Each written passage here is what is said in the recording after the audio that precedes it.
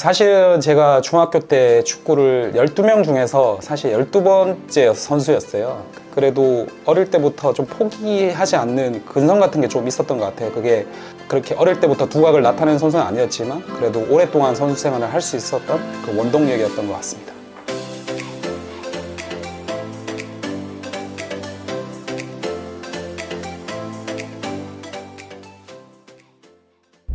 오늘은 도전과 열정의 대명사라고 불릴 만한 분을 모셔봤는데요.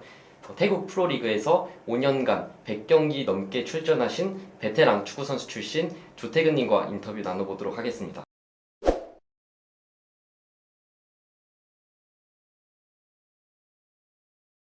대학교 졸업 이후에 좀 프로 진출에 좀 기대를 걸으셨는데 실패를 하셨잖아요. 그 당시에 상황이 어땠고 프로에 진출하지 못했던 이유가 뭐라고 생각하시는지? 지금 봤을 때는 그 당시 때는 내가 왜 못 갔지 하는 그런 생각들이 많았었는데 결국에는 저도 대학교 4학년 때는 전주대를 다니면서 주장까지 하고 당연히 프로에 갈 거라고 생각했었어요. 그리고 실제적으로 이야기가 되던 팀들도 있었지만 결국에는 못 가게 된 계기는 좀 실력이 프로에 갈 수 없는 수준이었다라고 그렇게 생각하고 있습니다. 그러면 대학교 졸업 이후 어떤 축구 생활을 보내셨는지 좀 그런 스토리들을 들을 수 있을까요?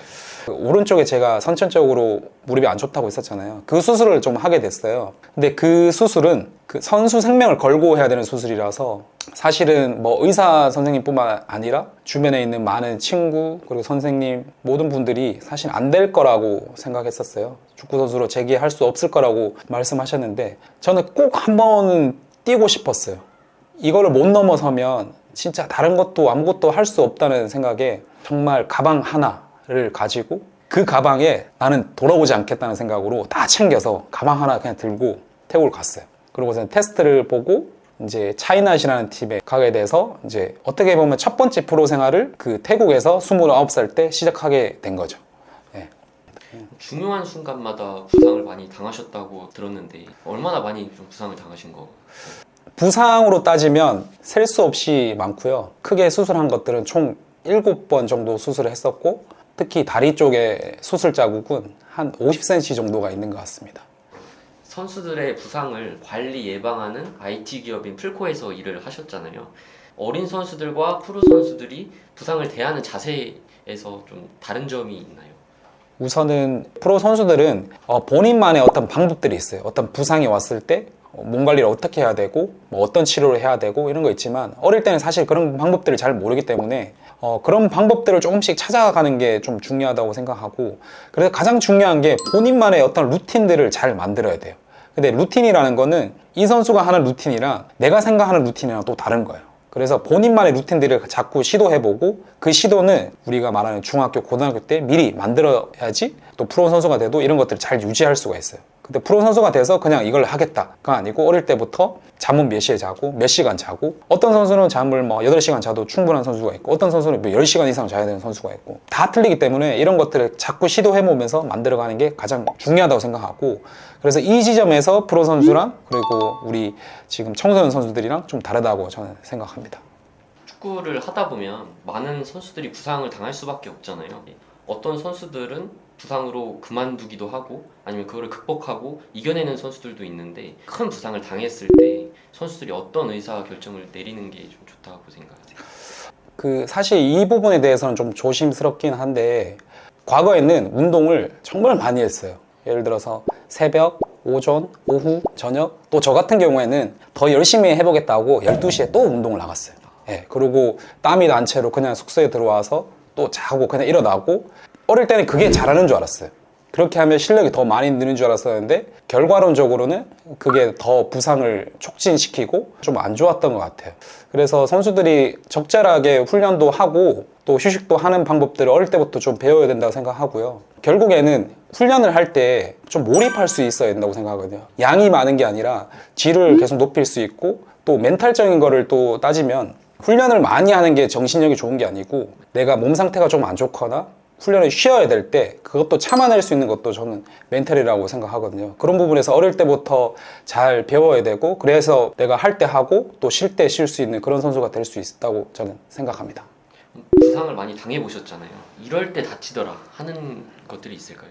그래서 선수들이 특히 보면 가장 몸이 좋을 때라 과할 때, 즉 오버트레이닝 됐을 때 부상이 많이 당하는데 좋을 때보다는 사실 오버트레이닝 됐을 때 부상이 많이 오거든요.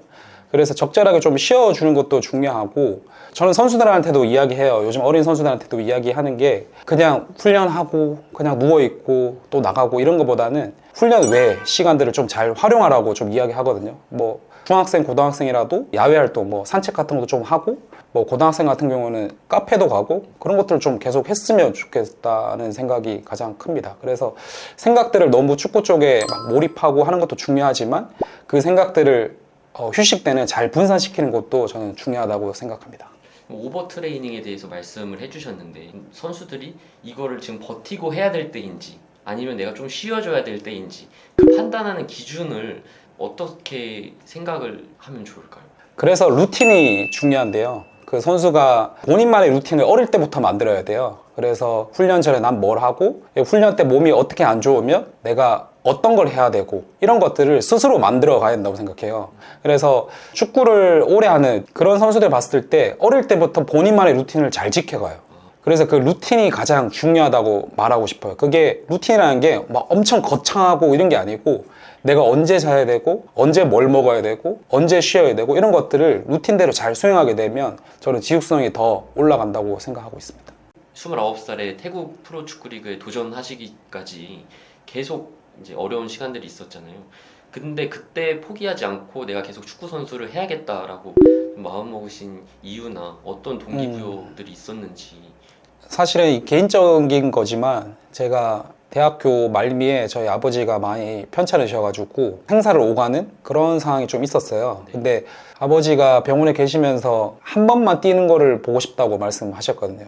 내가 뭐 프로가 아니지만 축구 선수로서 한 번만 뛰어보고 내가 은퇴를 하겠다라는 생각으로 결국에는 제가 2년 6개월이라는 긴 시간 동안 2차례의 수술과 오랜 시간 동안 재활을 하면서 버텨낼 수 있는 또 원동력이었던 것 같고, 사실 또 제가 보면 좀 이상한 것 같아요. 남들이 안 된다고 하면 더 자극받아가지고 하는 스타일이라 가지고 그런 것들이 좀 원동력이 됐던 것 같아요. 네.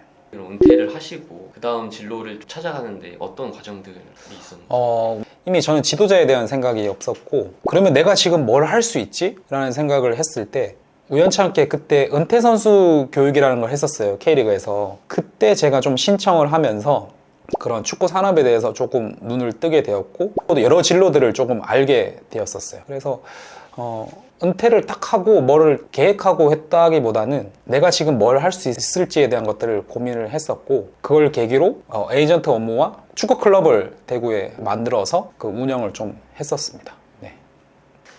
사실 운동을 이렇게 딱 그만두면은 그동안 운동만 해왔기 때문에 뭘 해야 될지 되게 막막하잖아요. 다시 선수 생활로 다시 돌아간다면 이런 점을 다시 준비해 놓으면 좋을 것 같은 점들이 있어요. 저도 나이가 조금 한 35 넘어서 이런 컴퓨터를 사용하고 이런 것들을 좀 배웠었는데, 예전에는 뭐 좋은 컴퓨터가 있더라도 그냥 유튜브만 보고 뭐 그렇게만 했었거든요.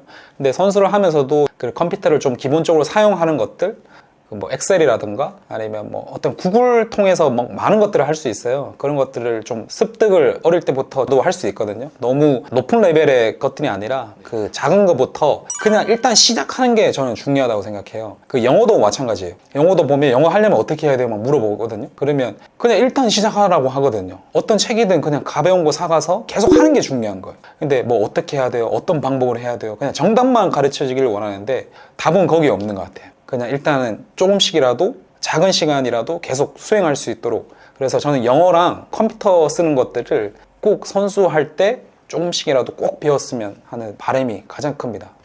프로의 경험자로서 유소년 선수들이나 청소년 선수들이 꼭 만들었으면 좋겠다고 생각하는 습관들이나 훈련 이런 것 하나만 꼽아주시면. 또 부상에 관해서도 제가 선수들한테 항상 하는 이야기가 다치면 0에서 출발하는 게 아니라 마이너스에서 출발하는 거다. 그러면 내가 2, 3일 쉴 거를 굳이 두세 달로 만들지 말라고 이야기를 많이 하거든요. 훈련 전에 내가 뭘 할 거며, 본 훈련이 끝나고 나서 내가 뭘 할 거며, 이런 것들을 좀 일과들을 잘 정리해 놓고 본 훈련 전에 하는 훈련, 그리고 본 훈련이 끝나고 나서 할 수 있는, 특히 많이 하는 뭐 얼음물에 들어간다든가 아니면 마사지를 받는다든가 폼롤러를 한다든가 이런 것들을 본인만의 루틴이 잘 만들고, 제가 선수들한테 꼭 이야기하는 거는 수면하기 전에 무조건 스트레칭이랑 폼롤러를 하고 자게끔 하거든요. 즉 회복이 잘 돼야 되거든요. 내가 오늘 피로를 많이 주면 이게 회복이 잘 되면서 내 체력 상태가 올라가는 거기 때문에 본인만의 훈련 전과 그리고 훈련 후에 루틴들을 잘 만드는 게 가장 중요하다고 저는 생각합니다.